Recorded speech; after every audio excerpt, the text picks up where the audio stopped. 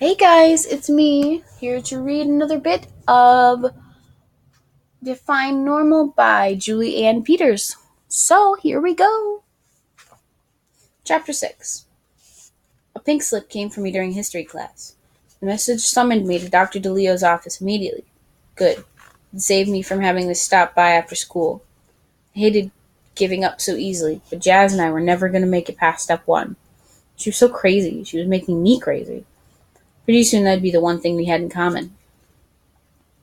Dr. DeLeo's door was ajar, so I knocked lightly. His voice carried through the crack. Come. When I pushed open the door, my chin hit the floor. Jazz twirled around in Dr. DeLeo's chair. Hey, Tone, she said with a wave. I bristled. Antonio, come in, Dr. DeLeo said from the student seat. We were just talking about you. My whole body tensed. Shut the door, he added. I eased the door closed behind me. Turning back around, I began. Dr. DeLeo. He held up a hand. His eyes widened on Jazz. She smiled somberly. I'm sorry about today. I was an ass. An asshole. We get the picture, Dr. DeLeo said. My eyes focused on him. He looked at me, sort of helplessly. Okay, he stood. I'll leave you two to work this out. No! I moved to block his exit. I can't do this, Dr. DeLeo. My voice lowered to a murmur. She's a psycho. Jazz howled. See, DeLeo? I told you she was good. She already has me figured out. He pointed a stiff finger at Jazz. That's Dr. DeLeo to you. Show some respect. Jazz curled a lip at me. She stood and saluted him. Yes, sir.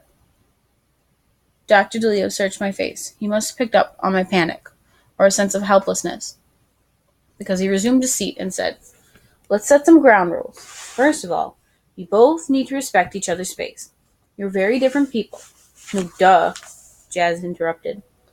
He shot her a warning look. But that doesn't mean one of you is better than the other, or right, or wrong. Jazz's eyes hit the floor at the same time mine did. Second, he said, you understand the oath of confidentiality. There's a reason for it. It allows you to speak freely. So speak freely. Be honest. Trust that whatever you say goes no further than your peer counselor's ears. Jazz snorted. Third, he said, ignoring her. Listen, discuss. Don't react. If you disagree with something the other person says or believes, that's fine. Everyone is entitled to his or her opinion. There's no need to go running out of the room. He locked in on me. My eyes burned holes in the knees of his khakis. He paused a minute, then added, I have an assignment for both of you. I want you to answer this question. If you could change one thing about your life, what would it be? Jazz's eyes met mine, and we both blinked away. Dr. DeLeo stood up. I'll leave you to think about that. Somehow he slipped out around me. Jazz made a face at his back. Stupid, she said. Does he think we're in kindergarten? Apparently, I mumbled. She shook her head. Such a wasted question. If I could change the shit in my life, I would. What's the use of talking about stuff you can't change? She looked at me. So, who would you change? Everything, I said. Her eyebrows arched. But you are right, I added quickly. What's the use of talking about things you can't change? Jazz hoisted herself up onto Dr. DeLeo's desk and spun in a circle on her rear. You want to look through his confidential files? See who's whacking out? I could probably pick the lock. My eyes narrowed. Just kidding. God, Antonio, you take everything so seriously. Wait. She held up a hand. Don't get mad. Look, from now on, if I'm joking, I'll hold up 2 fingers. She demonstrated with the first 2 fingers on her right hand. Like, peace, man. And what if you have to go poopy? Why'd I say that? Probably because of 2 fingers is Chucky's signal. She exploded with laughter. She hiccuped so hard she bounced right off Dr. Leo's desk. You're so bowed, Tone. There's hope for you yet. She held up 2 fingers. What'd that mean? Before I could ask, the bell rang. As I opened the door to leave, Jazz breezed by and socked me in the shoulder. See you Friday, she said. I missed 3 problems on my algebra test. 3 problems. Miss Bartoli arched an eyebrow when she handed it back Friday morning. Big fat C pulsated at the top of the page. I never got a C in my life. Jazz, maybe, but not me. For a long time, I just sat there and stared at the grade while Miss Bartoli worked the problems on the board. My mind went numb. My whole body went numb. A C? A C meant average. A C meant failure. After class, Miss Bartoli stopped me at the door. "Antonia, is something wrong?" she asked. "I got a C," she replied. "I know," she said. "And you never handed in the problems from page 165. My eyes widened. "I didn't?"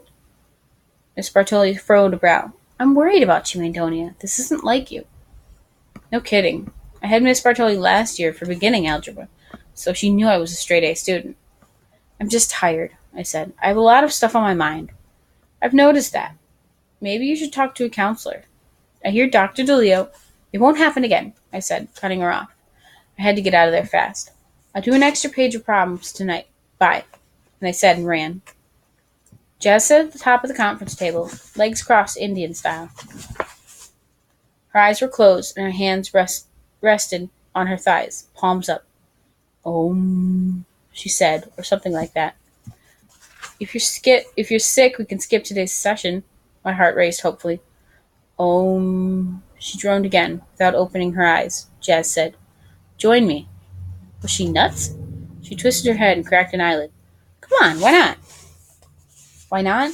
Because after the age of 2, there's an unwritten rule that says you are not to sit on tables. You are not to sit on tables and hum. We'd get busted if anyone else walked in. Besides, it looked stupid." "Om," she intoned. So far, the day was a total loss. I felt as tense as a tightrope, and I wasn't getting anywhere with my list of questions. So why not? Setting my backpack on the chair, I used the seats as a step up. My legs didn't cooperate when I commanded them to form like a pretzel like Jazz. They were too long and stiff. It was unnatural. Jazz reached over and tucked my ankles over my thighs. "It's called the lotus position," she said. "Maybe on you." "Ow." I stretched my skirt down over my knees. Jazz intoned again. "Was I supposed to om?" Jazz whispered. "Close your eyes. Relax completely. Hold your palms up, thumb and index finger touching, and start your mantra." "My mantra?" "Om," she droned. "Om," I droned. Then again. "Om." I couldn't help it. I started to giggle. Jazz twisted her head and smirked. "My mother read that parents should spend quality time with their children. One way is to sign up for organized activities together. This month we're taking meditation. Taking meditation to free the mind. Last month it was Rolfing. Have you ever Rolfed, Tom?" "Only after the school shepherd's pie," I said. She laughed. I laughed so hard she lost her lotus. When she finally sobered, she said, "My father's in on the torture too. He took me to the driving range. Talk about mind free." I smiled. To me it sounded like heaven. "Belly dancing." "What?" Jess turned to me. "Did I say that out loud?" I remember once my mom and I took this belly dancing class at the rec center. She made me practice with her at home in the living room. It was hilarious. I was terrible. She was pretty good. Your mom sounds cool. Think she'd teach me to belly dance?" My throat caught. That was a long time ago. She probably doesn't remember. "What's the problem with spending time with your parents?" I asked. She just looked at me, then sighed and said, "The problem is they don't pick anything I want to do." "Ah, like drug dealing? Body piercing?" "Maybe you could get matching tattoos," I suggested. Jazz jabbed me. "I'll tell them my peer counselor advised it." "Oh, please." So, she swiveled on her rear to face me. "Who do you hang with?" She hugged her knees. "Hang with?" I hadn't been convicted of a major crime yet, so no cellmates. "What do you mean?" "You know, friends, girlfriends, boyfriends." And that was one of the questions on my list. Maybe this was working. "Can we get off the table now?" I asked, pleaded with my eyes. Jazz flung herself to the floor. So I slid down after her. Once we were settled in our seats, Jazz removed her boots and flopped her bare feet up on the table. "Well," she said, leaning back, "are you going to answer my question?" Scraping my stare away from her striped toenails, I thought, why do I always end up answering my own questions? Rummaging in my backpack for my folder, I replied, "You wouldn't know my friends." "Try me." I met her eyes. Okay. Lindy Meeks. Yeah, I know Linz. I thought she moved. Did she? I hadn't talked to her since before Christmas break. Come to think of it, I hadn't seen her around for the last couple months. Tamara Dundee Kelso, I said. Jazz frowned. I don't know her. See? How could she? Tamara was my friend in elementary school. She didn't even go to Oberon. Is that it? Jazz asked. No, but it was. I mean, there were a few people I talked to in class, if necessary. There was math club, but only 4 people had joined, and even though we met twice a week, we mostly played math games. You can't have personal discussions if your mind is on math. Anyways, I'd quit math club in November. Every once in a while, Miss Bartoli ate lunch with me. I couldn't name her. Who do you hang with? I said, instead. Jess counted on her fingers. DJ Eakers, a.k.a. the Eeks, Animal Montrose, Martina Romero, Cam the Ram Ramsey, Marissa Fabrero, except she has a death wish, so I try to stay out of her way. Jazz paused to take a breath. What do you mean she has a death wish? Jazz's nose wrinkled. She smokes. Not just cigarettes either, which are poison enough. That surprised me. Don't you smoke? You think I'm crazy? Oh yeah, you do. Psycho, wasn't it? My face burned. She went on. My grandma Ruth died of lung cancer. If you ever saw anyone die that way, you'd never light up. Do you smoke? Of course not. Good. Because if you did, I just couldn't respect you. Tone. I met her eyes. No mocking gleam. She was serious. What do you and your friends do when you hang? Jazz shrugged. You know, we steal and lie, set fire to small children. She blinked at me, almost in disgust. She held up 2 fingers. We just hang. You know, hang. Where? I asked. Here, there. Ram's old man built a wood shed in their yard before he split. We fixed it up. You mean like Gang Central? Jazz laughed. Right, Gang Central. Anyway, we meet there, figure stuff out. Like what? It was on a roll now. Pretty soon she'd confess some major felony. Then her problem would be revealed. Like how to present ourselves next week, what to wear, how to do our hair, makeup. We experiment with different looks, or we talk about deep stuff. Like how come Ram's mom started drinking again, and what he's gonna do so he doesn't have to quit school to support her, since she just stays home and boozes all day. Or what authority figures we can torment this week. Last week we hung around the bank's building by the mall. Talk about shanking out the suits. Security guards made us move, so we camped out at Walgreens. No one cronked, which was a drag.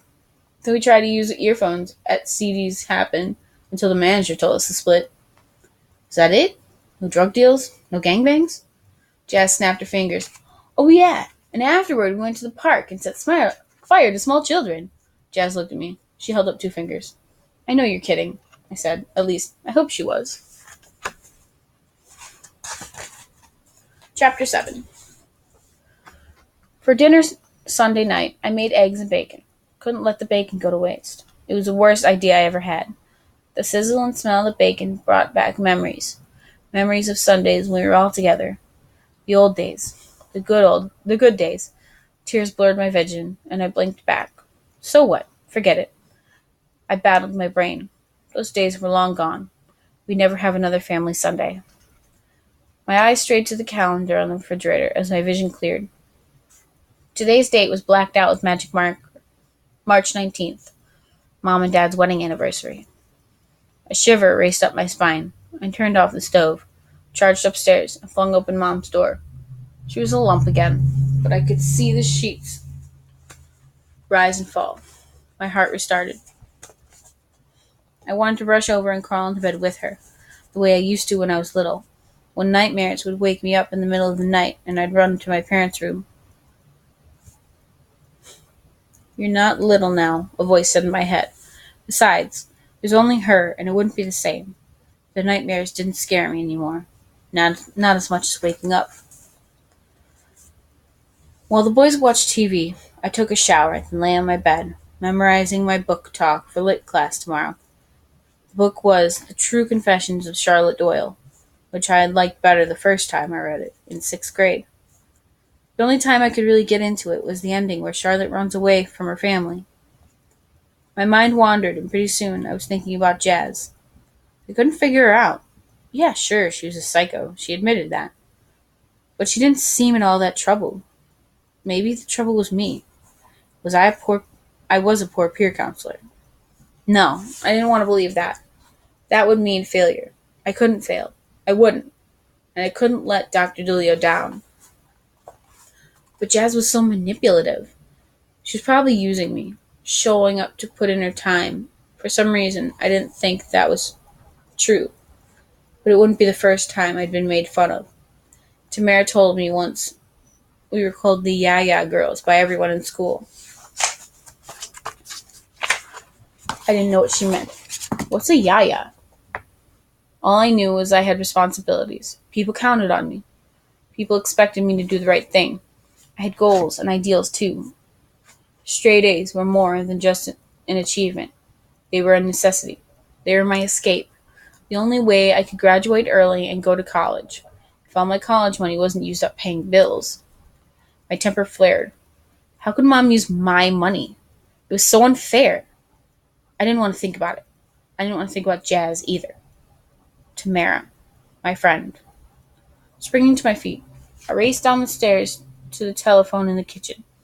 It was still early, 7:45. Tamara'd probably be doing homework. It'd been a while since I talked to her, so I had to look up her number. After 2 rings, someone picked up. Hello? The voice sounded familiar. Hello, is this Shelley? There was a silence on the other end. Hello? I said again. Who's this? Maybe it wasn't Tamara's older sister. Maybe it was Tamara? Yeah. Hi, it's Antonia. You sound more like Shelley every day. Silence again. Tamara said, I guess you haven't heard. Shelley's dead. What? My heart stopped. When? What happened? How'd she die? I really don't want to talk about it, Tamara said quietly. Anyway, it's old news. When did it happen? I asked. Like the beginning of last summer? Last summer? Why didn't you call me? I did. Her voice rose in response to mine. You're at the library or something. I left a message with your mom. My mom? She never told me. I never got it, Tamara, I swear. I wondered why you didn't call me back. I didn't know what to say. Shelley dead? Almost a year ago? Where was I? Had I been out of touch that long? My whole body sagged, inside and out. I should have been there for Tamara. She'd always been there for me when I needed her. Especially 3 years ago, when everything happened with Dad. I finally said, Are you okay? Dumb Antonia. Of course she's not okay. Yeah, sure, she said. It was ages ago. Not that it isn't still hard sometimes. She exhaled. You know, how are you? Good, I said, except she waited. What? I couldn't burden her with my problems. They were insignificant compared to what she must have gone through. She idolized Shelley. So did I. Shelley was cool. Nothing. I finally mumbled. So how's school? Tamara asked. Still getting straight A's? Still a yaya? Yeah, I let out a short laugh. How about you? No, I actually got a B on biology last term. Mr. Meklevic is a toad. It's harder here at St. Anne's. I wish I was still going to Oberon. Or you could have gone to St. Anne's. Me too. Conversation stalled. Well, I better go, Tamara said. My friends are here to practice pom-pom routines. Trying to figure out the spirits. We're trying out for the spirit squad next month. Hey, are you still in gymnastics? You'd make it for sure. No, I said. I had to quit.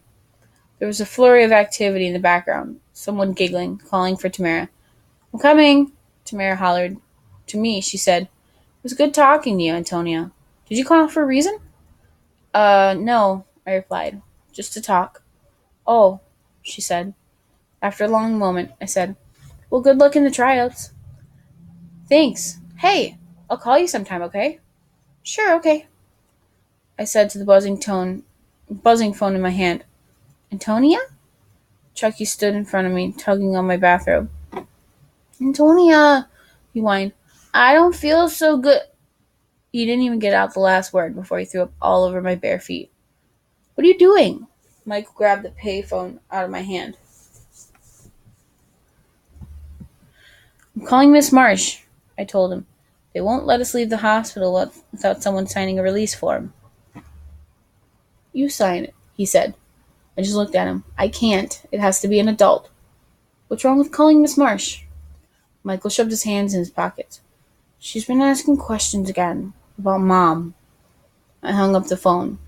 Now what was I going to do? When Chucky's temperature reached 105, the only thing I could think of was to take him to the emergency room. I couldn't even wake up Mom. She must have taken sleeping pills or something. The doctor said Chucky was going to be okay, that he just had a flu bug that was going around. But now we were stuck here. Michael, go get us a soda, I said, digging out 2 quarters from my billfold. I'll think of something. On my way back to Chucky's bedside, I ran into the nurse coming out of his room. Before she could ask, I said, My mom's on her way. She was real worried when she got home from work and we weren't there. She should be here any minute. The nurse nodded. He's asleep now, she whispered, glancing over her shoulder at Chucky. The doctor gave him something for the fever and vomiting. He should be fine. Michael appeared at my side with a can of Dr. Pepper. He took a swig. The nurse added, Why don't you two wait out in the lounge? You'll be more comfortable. I'd better stay here, I said. Me too, Michael said. She frowned at Michael. I'm afraid we have rules. Just then a gurney wheeled by. Someone shouted, Motor vehicle accident. There's 2 more in transport. Call trauma code. Stat. The nurse raced down the hall. Instinctively, I pulled Michael close. Quit it, Michael pushed me away. You're squishing me. There was lots of commotion at the end of the hall. Everyone was busy. Perfect, I thought, running into Chucky's room. Throwing off his blanket, I lifted Chucky up and said, Come on, Michael, we're going home. Alright, guys, that's it for me today, but I really hope you like it. So, let me know what you thought, what you want to hear next, all that stuff. Leave a comment, like, subscribe. Alright, let me know. Thanks for watching, guys. Bye.